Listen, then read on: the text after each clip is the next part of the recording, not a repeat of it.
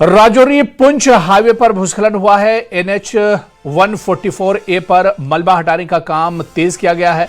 यातायात बहाली के लिए काम जारी है। 19 जुलाई की बाढ़ के बाद हालात यहां पर बिगड़ गए हैं। तो बड़ी खबर आपको बता दें कि राजौरी पुंछ हाईवे पर भूस्खलन हुआ है। अब मलबा हटाने का काम बड़े पैमाने पर किया जा रहा है, क्योंकि नेशनल हाईवे 144A पर मलबा हटाने का काम जारी है, ताकि आवाजाही और यातायात में कोई परेशानी न होने पाए। यातायात बहाली के लिए काम बड़े पैमाने पर किया जा रहा है। आपको बताते चलें कि 19 जुलाई की बाढ़ के बाद यहां पर हालात काफी ज्यादा बिगड़ गए हैं। तो जम्मू कश्मीर में 19 जुलाई को आई अचानक बाढ़ के बाद Rajouri Poonch national highway NH 144A पर कई जगह भूस्खलन हुआ है। हाईवे पर बड़ी मात्रा में मलबा जमा होने से यातायात प्रभावित हुआ है। अब बॉर्डर रोड्स ऑर्गेनाइजेशन यानी BRO सड़क को जल्द से जल्द बहाल करने के लिए युद्ध स्तर पर काम कर रहा है। BRO की टीमें मलबा हटाने और यातायात को सुचारू बनाने में जुटी हैं। खराब मौसम और चुनौतीपूर्ण हालात के बावजूद हाईवे बहाली का काम तेजी से किया जा रहा है। डीसी साहब का बहुत मशहूर हूँ, जिन्होंने BRO के साथ जो भी ये जम्मू से लेके पुंछ तक नेशनल हाईवे जो काम चल रहा है, ये BRO बहुत ही अच्छा काम कर रही है, क्योंकि नीचे वाली पब्लिक है जो उसका सुनती है, उनके पास जाने से उनका जो प्रॉब्लम है उनकी सुनती है। तो जनाब, इसलिए मैं ये आपके चैनल के माध्यम से मैं ये संदेशा देना चाहता हूँ कि ऐसी बात नहीं है कि जी अगर हम उनको कोई भी सोल्यूशन देते हैं तो वो हमारी पक्का बात सुनते हैं। तो देख सकते हो बहुत बड़ी बड़ी मशीनें लगी हुई हैं। BRO डे नाइट काम कर रही है। डे के ड्राइवर लगे हैं, नाइट के ड्राइवर लगे हैं। डे नाइट जम्मू से पुंछ तक काम चल रहा है। ये बहुत बड़ी लैंडस्लाइड है। लोग मकान ही लोगों के डैमेज हुए हैं, दुकानें डैमेज हुई हैं, बहुत नुकसान हुआ है। तो 2-4 दिन में ये LG मनोज सिन्हा ने विपक्ष पर निशाना साधा है। हजारों लोग कंधों पर तिरंगा लेकर चल रहे हैं। 370 हटने के बाद अब कश्मीर का माहौल बदला है। LG मनोज सिन्हा का बड़ा बयान। उन्होंने कहा कि सुरक्षा को लेकर LG ने बड़ा दावा किया है। किसी को सुरक्षा की चिंता करने की जरूरत नहीं है। सामाजिक कार्यों की LG मनोज सिन्हा ने जमकर तारीफ की है। तो कश्मीर में 370 हटाए जाने के बाद बदले हालात को लेकर उपराज्यपाल मनोज सिन्हा ने बड़ा बयान दिया है। कश्मीरी पंडितों के एक कार्यक्रम में पहुंचे LG ने उन विपक्षी नेताओं पर निशाना साधा जो कभी दावा करते थे कि 370 हटने के बाद कश्मीर में कोई तिरंगा अपने कांधे पर नहीं उठाएगा। मनोज सिन्हा ने कहा कि आज घाटी में हजारों लोग गर्व के साथ तिरंगा लेकर चल रहे हैं। LG ने कहा कि कश्मीर में कानून व्यवस्था को मजबूत करने के लिए प्रशासन की ओर से लगातार कदम उठाए जा रहे हैं और किसी को भी अपनी सुरक्षा को लेकर डरने की जरूरत नहीं है।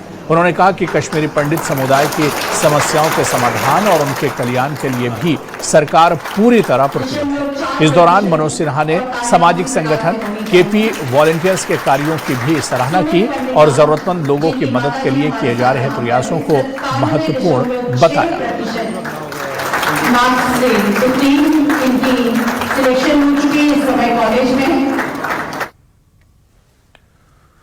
गुरेज में 16 जुलाई से शुरू हुआ इंटर विलेज स्पोर्ट्स फेस्टिवल 1 आज हाई ग्राउंड बागटोर में शानदार समापन समारोह के साथ संपन्न हो गया।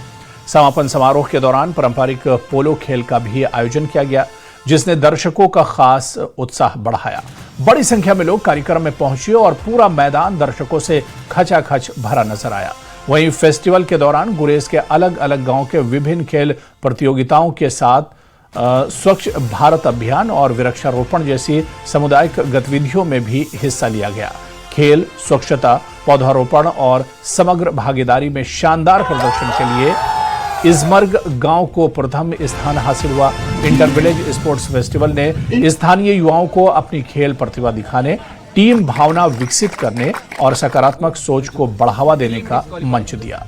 भारतीय सेना की ओर से भी गुरेज के युवाओं को खेल और रचनात्मक गतिविधियों में आगे बढ़ने के लिए लगातार प्रोत्साहित किया जा रहा है। इन पहलों का उद्देश्य युवाओं को बेहतर अवसर देना, स्वास्थ्य जीवन शैली को बढ़ावा देना और पर्यावरण संरक्षण के प्रति जागरूकता बढ़ाना है।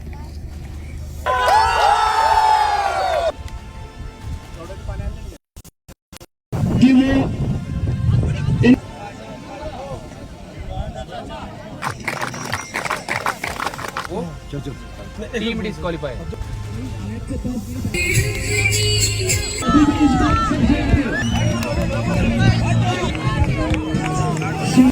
टीम वर्क आपके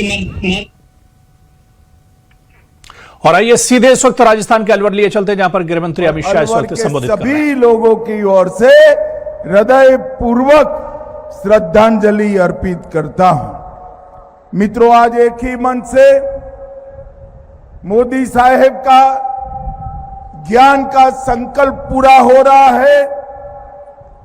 उन्होंने ज्ञान की व्याख्या की, गरीब, युवा, अन्नदाता और महिला, नारी, ये मिलाकर ज्ञान होता है।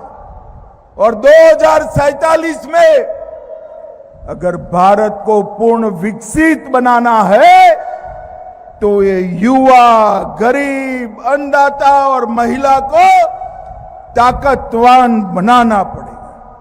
आज यही मन से किसानों को किसान सम्मान निधि, पशुपालकों के लिए 500 करोड़ की डेयरी की व्यवस्था है, युवाओं को नौकरी और माताओं के लिए, बहनों के लिए सरस डेयरी का एक्सटेंशन का काम आज भारतीय जनता पार्टी की सरकार ने किया है। मित्रों, अलवर को आज बहुत बड़ी सौगात हमारे केंद्रीय मंत्री श्री भूपेंद्र यादव जी और मुख्यमंत्री लेकर आए हैं। जब से मैं सहकारिता मंत्री बना तब से भूपेंद्र भाई अलवर की 5 लाख लीटर प्रोसेसिंग की डेयरी के लिए पीछे पड़ गए थे। और आज मुझे आनंद है कि 3 लाख लीटर का प्लांट, इसका भूमि पूजन हुआ है और भूपेंद्र फिर से वोट लेने आएगा, उसके पहले मैं 5 लाख लीटर पूरा करने का आपको वादा करता हूं। बाकी के 2 लाख लीटर भी हम पूरा कर देंगे। 5 लाख लीटर दूध रोजाना जब गरीब पशुपालक के पास से डेयरी में जाता है और उनके बैंक अकाउंट में चेक जमा होता है तो एक घर नहीं, पूरे परिवार का भाग्य बदलता है। मैं गुजरात से आता हूं। गुजरात की 33 लाख बहनें जिन्होंने सिर्फ 100 रुपया निवेश किया है और 100 रुपया निवेश कर आज आपके सरस के प्लांट के जैसे 33 प्लांट गुजरात में चल रहे हैं और 1,25,000 करोड़ रुपए का टर्नओवर हमारी 33 लाख बहनें कर रही है। 33 लाख बहनें। मित्रों, कोऑपरेटिव में और डेयरी में ग्रामीण अर्थव्यवस्था को बदलने की, गरीब पशुपालक के जीवन को बदलने की, उनके नई पीढ़ी को अनेक संभावनाओं के, क्षितिजों के दरवाजे खोलने की ताकत पड़ी।